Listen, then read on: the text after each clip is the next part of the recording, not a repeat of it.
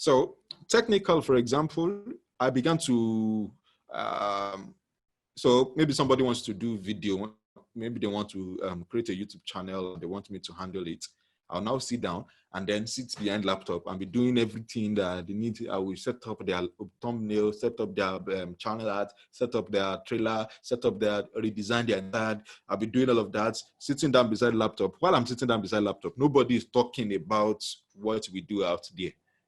So it now creates a pattern of there's money today, there's no money tomorrow.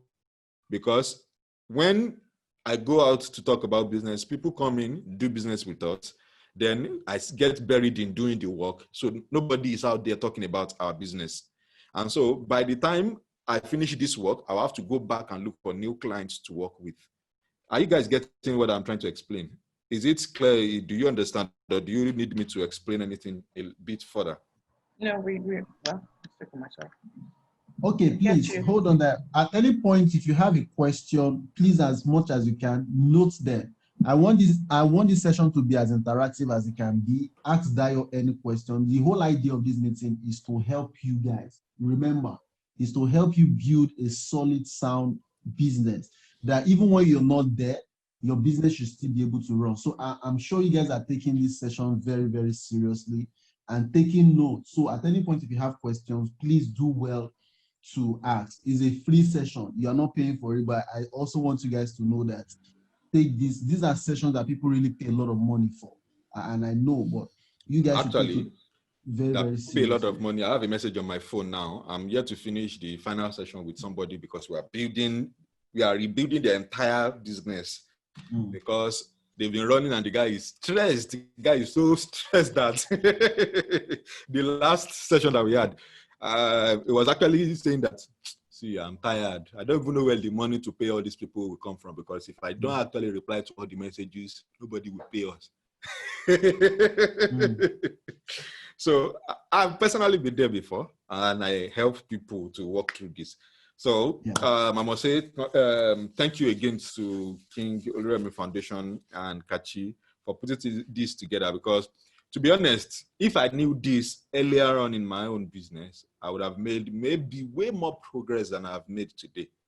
Because those times that I was caught in delivering the technical part, the business was not moving. Of course, when we make money like that, we'll feel good. We'll feel like, yes, money has come in and we're happy. But what you don't know is that the money has come in for that time. Once you finish doing the work, you will need to go again to look for money again. Except if you are being powered by Nigerian government. That's when you know that even when you don't do anything, money will always come in. In case you are working Nigerian government, please forgive me. You see my hands in the air right now. So I hope you understand the technical part and you understand the entrepreneurial part. Now let's move to the third part of every business. This is the part of managerial part, and sometimes people call it admin. So we can call it managerial / administrative role. So this is that part that ensures that the business keeps running. And when I say the business keeps running, you need to keep records of your accounts, you need to keep records of your customers, you need to manage paperwork perhaps. So maybe in Forex, of course, if you are trading Forex, you need to manage paperwork by sending forms that they will need to fill, or even if it is Forex education that you are in, you will need to manage the customer base, the CRM and all that. If you are into Tiger Nut Drink, everybody that has bought something from you, how are you keeping their records so that you know that these are the people that you have served? If you are selling children's wear, are they just buying something off you and then they just go away and that's the end? There's no further interaction with them. In fact, even with that, there's a way you can set up your entire business such that when people are buying something from you, there's a way you collect records, you collect data from them, and to let you know what makes Facebook, Amazon, and which other tech company is on top of the list in the world. So not Instagram, exactly Twitter, Microsoft. TikTok, Instagram and Twitter, TikTok. What Google. makes them profitable? Google, particularly. Thank you for mentioning that. Google. What makes these businesses successful is not the fact that they offer a service to people. It's the fact that they have data on everybody. And when I say data on everybody, Google is the biggest data miner in this entire internet world. I mean, as long as you are using Chrome browser, Google is collecting your data. They are collecting everything you are doing online. In fact, if you want to confirm that, if you go to the end of your Gmail, especially if you're on a laptop, if you go to the end of your Gmail, you will see your history in Google or something like that. You see your something in Google. Everything that you have ever browsed, you will see it inside one page like this. You see everything. And that's one part. If you go anywhere online, you will see adverts that are popping up because of something you've probably typed, something you've said, something you've clicked, something you've interacted with, maybe on Facebook, something you interacted with, maybe on YouTube. You'll find it following you everywhere. All those things, they are using it to keep your data. And in your own business, you want to do something similar to that. Now, I'm not saying you are gathering data to market to them. I'm saying you are gathering data in order to see. So, for example, how do you know that your business is successful? If I ask right now, so like I asked the other session that we had, I asked somebody, I said that, how much profit does your business make? And the person said that income is 27K. And before lockdown, they had made 30K. That before lockdown, they made 30K. And during lockdown, they made 100K, something like that. Another person. So when I ask such questions, it is because I want to know if you are in touch with the numbers.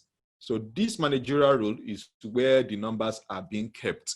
It's where the data are being kept. It's where logistics, client relationship, it is under this managerial and admin role that this is.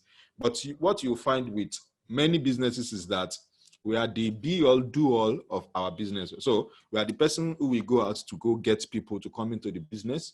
We are the people who will actually do the technical delivery of the work. We are also the person who will still go and keep records and still go and do receipts, do invoice, do all of that. And for your information, this is one of the reasons why the biggest market in West Africa can never match even the smallest market in Dubai. And by the way, when I'm saying smallest market, I'm just using that metaphorically. There's a reason why Onitsha market, even though it's bigger in size, bigger in influence, wider in terms of space, has more people than Dubai Mall. The reason why Onitsha market cannot never match, even Aba market can never match Dubai Mall is because Dubai keeps the data, Dubai keeps systems running. Nigeria, Onitsha, and Aba, the two of them, it's everything goes. It's the same reason why Computer Village, why Mile 2, why all these places that you buy things from, all these big places where we go to buy things from in Nigeria, is the reason why all of them remain like that. Because nobody is coming to come and say, let's build a system around this entire thing, so that even if all these people are doing these businesses here, even if they leave, other people can continue and this business can continue, this entire place can continue to run. So you see that here in Nigeria, everybody is doing, it is my business, it is your business. So everybody is trying to make money for him or herself. So it's now a him or herself struggle rather than building something that can live beyond that person. I hope you're getting what I'm trying to explain here. Do you get me? So you want to set up your business in order to understand it. These are 3 key roles. And by the way, even when you are building organogram, which is structure, because systems and structure usually work together. So even if you are building an organogram so that you can accommodate growth, it still starts from this core system here. Every business understands, except if you don't want to pay attention, every business goes to 3 things, just as I've explained just now. So let me draw out the 3 things here. First, there is input. In fact, this is what makes up every system. There's input, there is process and there is output. So this input here usually is the work of the entrepreneur. It is the entrepreneur that does things that brings in money to the business. Are you with me? Everything the input does is to feed the process of the business. And everything the process does is to ensure that there is output.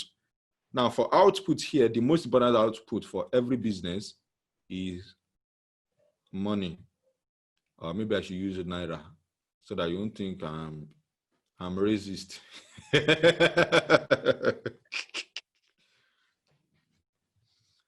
The process of every business, however, will be dependent on what that business does. So in the case of fashion design, the process here in this business may be that sewing will be one, packaging the clothes will be another thing. What other thing do you do in your business? That should be, what's her name again? That should be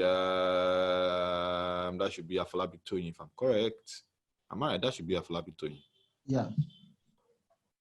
So Afolabi Toyin, if you are here with me, what other things do you do in your business? While I'm waiting for you, let me turn on my fan here.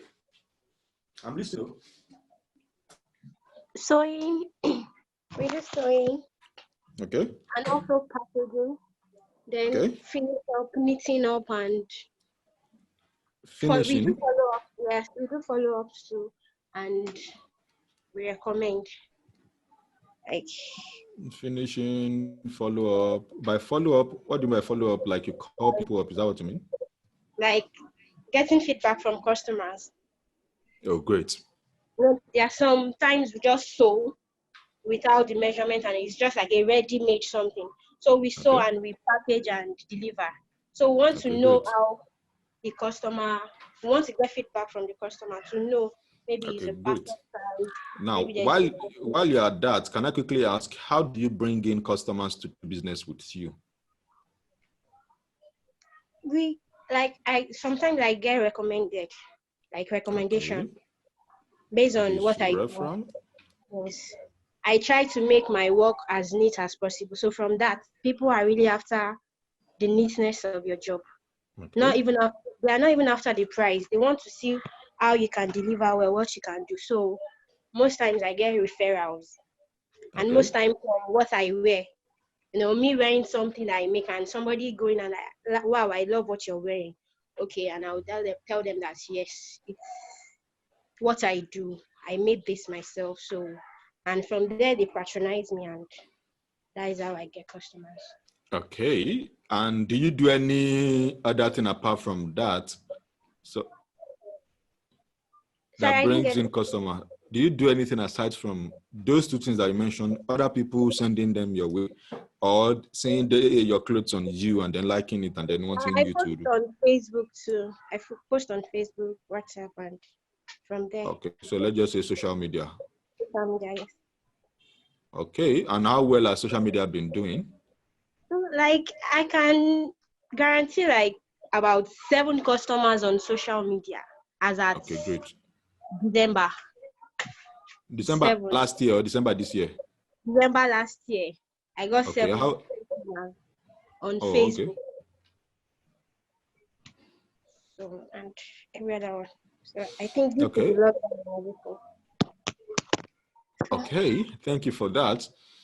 So let me ask another question here. If, even though referrals may not stop for most businesses, especially businesses that do creative and technical work like this, referral may not stop.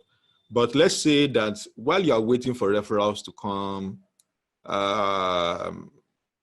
if you get, or let's say referrals come, and then maybe you have like, so the example of 7 jobs that you got in December, let's say you are sitting down to design those 7 jobs.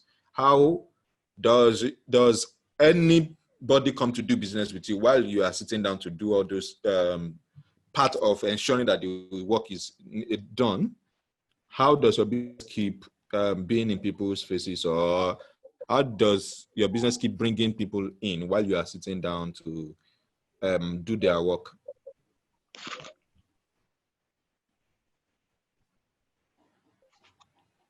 Sorry, I didn't get question again. The network. Okay, so I said while referrals come in, so let's say referral come in today and you have 7 jobs to do, and then Okay. you now go from 7 jobs from the referral, you go from this referral to sit down and do the job. While you are doing the job, is there any way your business keeps people coming in?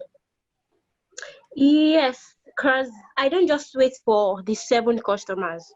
I Okay. have clothes that I made already. Like I make them, then advertise outside for anybody that wants to get them. So I have Which is the something social media about? aside social media.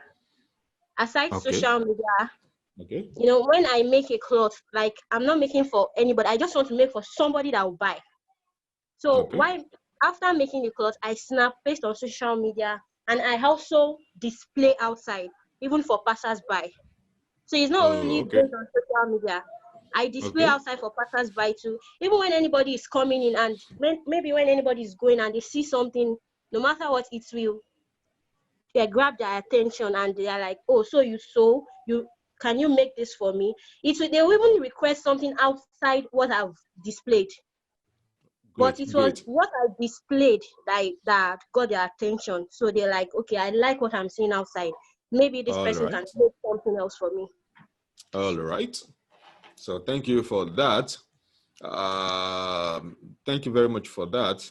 The reason why I asked that question, which I believe can also be helpful to other persons in this call, the reason why I ask is because I want you to look at if you get to sit down to do the process, does your business stop bringing people in? That's what I want everybody to start considering right now. Does that mean that once you get a client, you go sit down to do the job and then there's no other clients coming in? What that means is your business is only subjected to your availability. So if I ask Tony again that, let's say you fall sick today, how is your business going to continue to run? Tony, do you mind answering that? Let's say you fall sick and you can't operate a machine, you can't do anything. What happens to your business during that time? There, like, let's say last year, I was actually not Okay. feeling well. So I had to employ somebody as a stylist. Like, I have a lot of Had friends. to. Yes. So Have you fired the person? it's just a temporary staff because I Okay. can't afford to pay monthly. So it was based on the job. Like I had more job on me. So there is this way in fashion that we do temporary staff. Maybe Okay. when you have a lot of work on you, then you employ somebody and you tell the person you are going to pay per cloth. You're going to Okay. pay her per what she can do a day. So in a case I'm having like 10 attires to make and I employ somebody or 2, and I'll tell them that for a gown, I'll pay you 500 naira, I'll pay you 1,000 naira for a gown. Okay. And it depends on what you can make a day. And me paying you 500 naira, for that gown, I might have charged like 3,000 naira or Okay. thereabout. So me employing somebody, I'll tell you, if you're making one gown, I'm paying you 500, I'm paying you 1,000. So if you can make like 3 gowns a day, that means you'll be going on with like 1,500 or 3,000 naira, in which I'll still get my own gain, and it will be stress free for me because I have somebody doing the job, and at the same time I'm still earning. Actually, while you're talking, I came to come and look at this and I saw stress. So in my mind, I feel like, don't you think hiring somebody, even when you think you don't have the money, with this kind of partnership, with this kind of engagement, don't you think if you have somebody like that, you might be able to actually deliver more out? You might have higher, so to say, output, so to say. Yes, of course, but But when you say based that you don't on have money to hire, because it's a challenge, it's a fairly interesting challenge that a lot of business owners tend to say. And when I say business owners, I'm referring to people who are beginning to take themselves outside of the technical part of the business, because some of us, we are the business. We are not the owners of the business. We are basically just employed in our own business to do the work of our business. So rather than letting somebody else take it over, we'll now be saying that, no, that there's no money to pay to this person. There's no this to do to this person. There's no this and that. And we keep piling up a lot of excuses in order to justify our being married to our business. So you get me now. So I fairly understand what you mean. I was there too myself. It was when I began to see that no. These things is just for me to measure quality control. That's all that I need to do. These people will be paid either per month or per project. And it's still the same thing that I'm going to do if I like. So let's say, so currently we have about 2 interns. And yesterday I had a message that they want to send us 4 interns to come and work with Audacity to lead. And I had to speak with my manager, and she said, are you sure they will be able to do it in that? So I said, I hope they will. She now said that this will be better because you have actually personally trained all these people for the last 4 weeks. So them sending them to you means that even when they are doing designs, they already have a bit of you. And that's the thing. If you don't, you might need to come to that point where you actually stop being the business runner to becoming the business leader, where you will have to now work on the people who are working with you in the business. Do you get me? So a lot of times we get buried in the process of our work that we don't actually do the real work of owning the business. We are employed in the business. And I know some of us will probably have heard that before, that some people are self-employed. They are not business owners. Do you get it? So you are self-employed means that you can work at your own time, you can do anything you like, but once there is no client, or once there is health challenge, or maybe something happens, it means that the business cannot run without you. The business cannot run without those things. You get what I'm trying to explain here? Do you understand? And so I'm not trying to say that you are not doing well. I'm just trying to help you understand that rather than being tied up to that business, what if you give yourself the permission to actually free up some areas of that business? So for example, I wanted to go back to Tony, but I think I should pick somebody else. At this point, let me pick the person that sells Tiger Not to Drink. I think that should be Zainab, if I'm correct. Let me check the names. Is that Zainab? No, it's Jacqueline. Jacqueline. Okay, so Jacqueline, you sell Tiger Nut. When people come do business with you, how do you get people to come in to do business with you? Okay, first and foremost is let me say like 70 to 80% of the time is based on referrals. I like the way you talk. Thank you. Thank you. Okay, so it's 70, based on referrals more often than not. And the social media thing I've tried to do on my own, I must confess, it's been quite distracting for me. So I have now more like leveraged on the referrals and by my own personal one-on-one marketing that I do. And okay. So let me note down the things that you've mentioned here. So you said social media, and then one-on-one marketing. One-on-one, yes. And then referrals. Referrals, yes. You will most likely be selling to married people, am I correct? I'm already targeting you. I'm targeting you already. You're targeting me? Yes. Thank God my data is not here. My data is only on Zoom. You can be reached, trust me. So here is the interesting thing. If social media is distracting, can you bring in somebody to help you handle social media so that the person ensures, and you give the person specific instructions that the ultimate goal of doing social media is that you want people to come and do business with you. So like the document I sent out to the person we are hiring, I mentioned earlier on that we are hiring somebody. That person happens to be a social media manager. So the person is going to take over my social media, going to take over a couple of things. And the primary thing the person is going to do, the key delivery that I gave the person is all social media engagement must result in one thing. Because I know that this is the key way we sell, this is the key way I get people to work with me. So this is that one thing that all social media engagement has to lead to.